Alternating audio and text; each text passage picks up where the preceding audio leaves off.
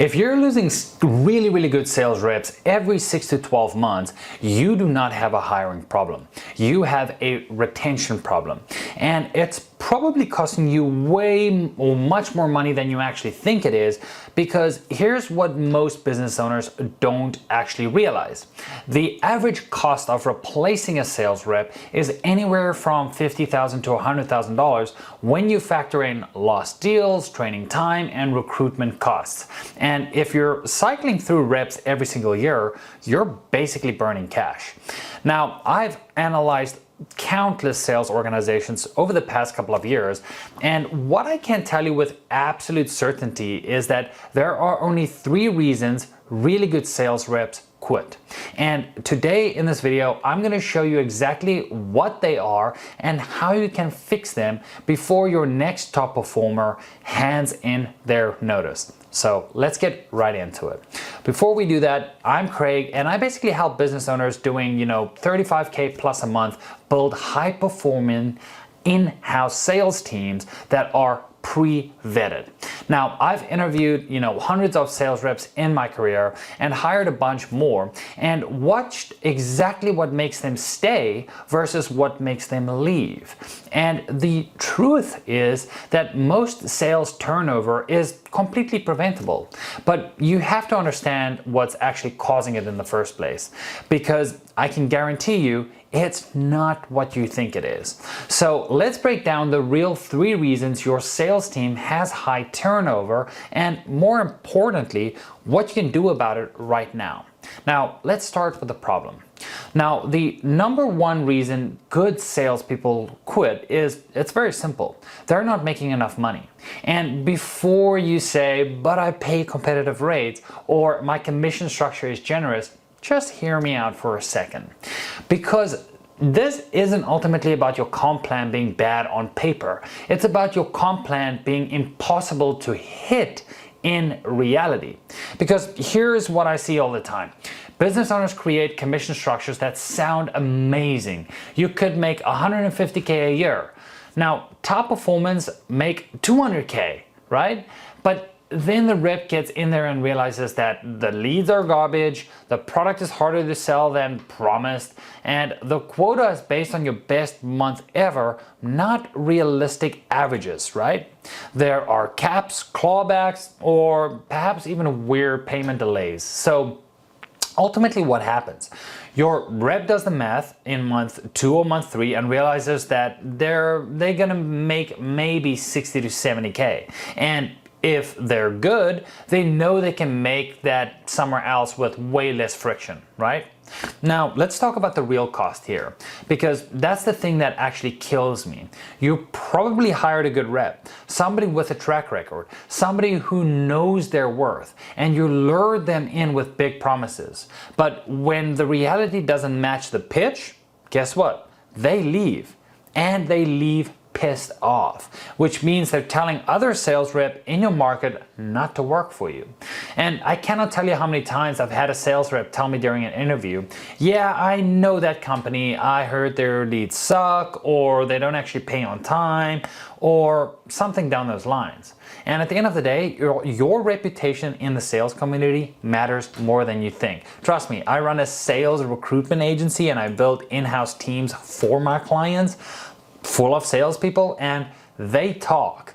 Now, you're probably sitting there and thinking, well, okay, Craig, I get it, but what's the solution, right? And here's how you fix this. First, audit your actual numbers. What are your reps actually making? Not what they could make in a perfect scenario, but what are they depositing in their bank account every single month? If it is significantly less than what you promised in the interview, you have a problem.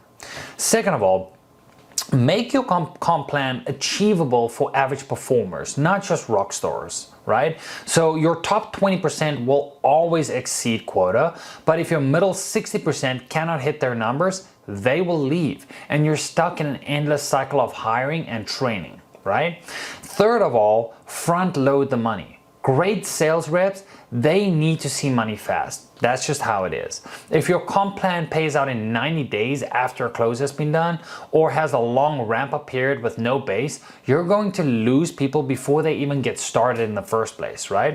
So what can you do? Well, consider higher base salaries during ramp-up time, or basically front load a draw, which means basically it's a recoverable draw. It's basically like a salary that you pay them for the first 3 months, but they pay you back over time in their commission. That can help you a lot, right? Now, the fourth reason here is just be honest in the interview. Tell them what realistic earnings look like in month 1, month 3, month 6, and month 12. Show them what your current reps are actually making, because the best reps, they will appreciate the transparency, and ultimately you'll filter out the people who need to make 200K in year 1, for an example. Now, here's the bottom line of all of this.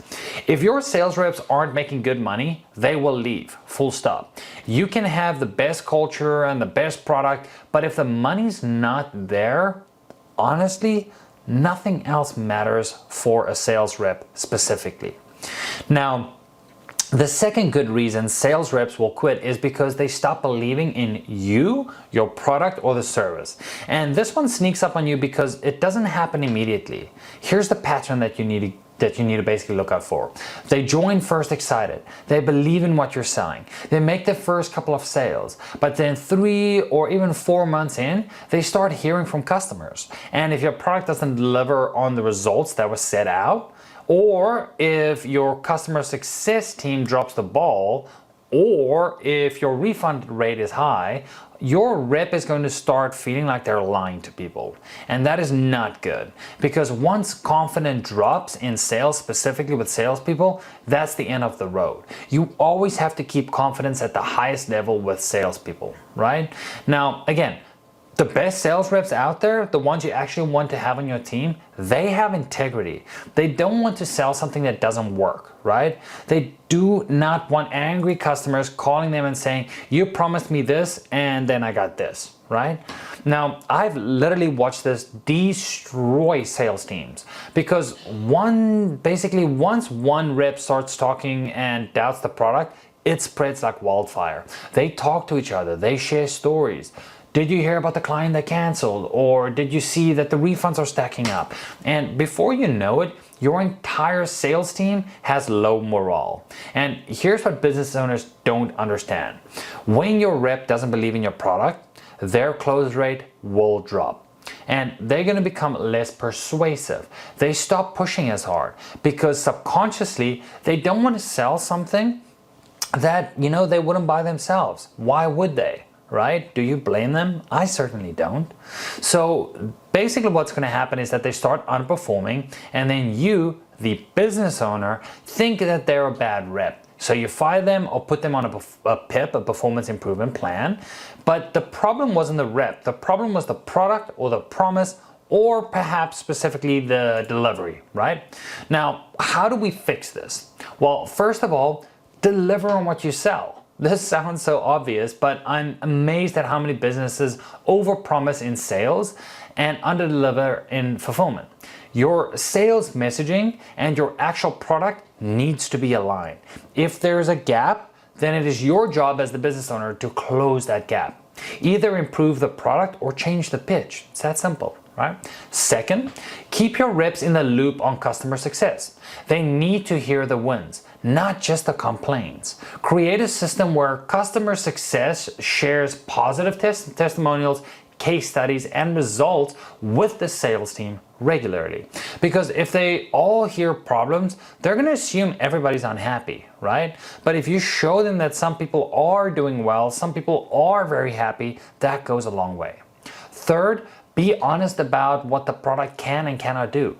Good reps would rather set proper expectations and close fewer deals than lie and deal with refunds later. Train them to qualify hard and disqualify bad fits. This protects their reputation, and I promise you it protects yours as well. And fourth, fix your customer success. If you're losing customers after the sale, that's not a sales problem. That's an operations problem. But it will destroy your sales team morale and motivation. So start investing in making sure that customers actually get results, because your best salespeople will leave if they feel like they're feeding in people basically into a broken system or leading people off a cliff, right? Your sales reps need to believe in what they're selling. If they don't, they'll quit. Or worse, they'll stay and just go through the motions, which will tank your team's morale, your revenue, and so on and so forth. Now, the third reason good sales reps quit is because they don't see a future with you.